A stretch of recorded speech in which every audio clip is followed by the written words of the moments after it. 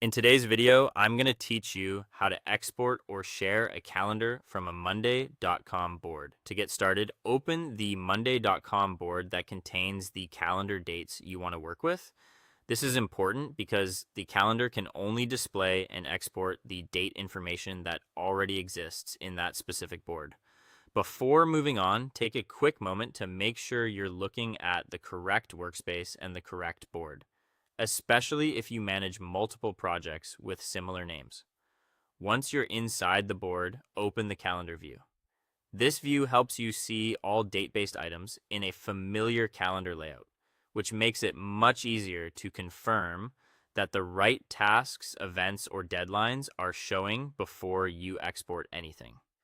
If the calendar doesn't look right away, don't worry. Usually that means the view is connected to the wrong date field or the wrong set of items. Next, check that the correct date column is selected for the calendar. This step matters more than people often realize.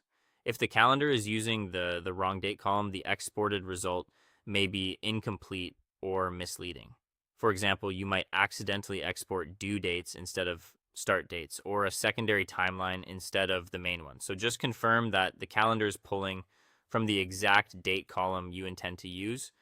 After that, open the board or view menu. Depending on your setup, the wording and placement may vary slightly, but this is usually where you'll find options related to sharing, syncing, or exporting the current calendar view. Move through the menu carefully so you choose the option that best fits what you need. From there, select Export, Sync, or Calendar Sharing if that option is available. The exact choices can depend on your account type, permissions, or the way the view has been configured. If you see more than one option, choose based on your goal.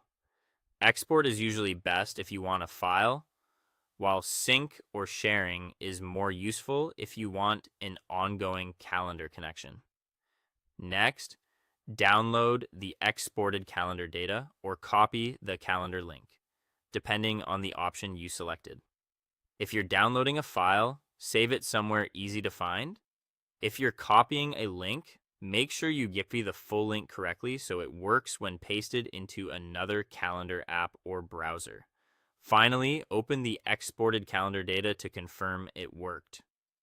This last check helps you catch any issues right away, such as missing dates, the wrong calendar range, or an incorrect column selection. Once everything looks correct, your calendar export or share setup is complete.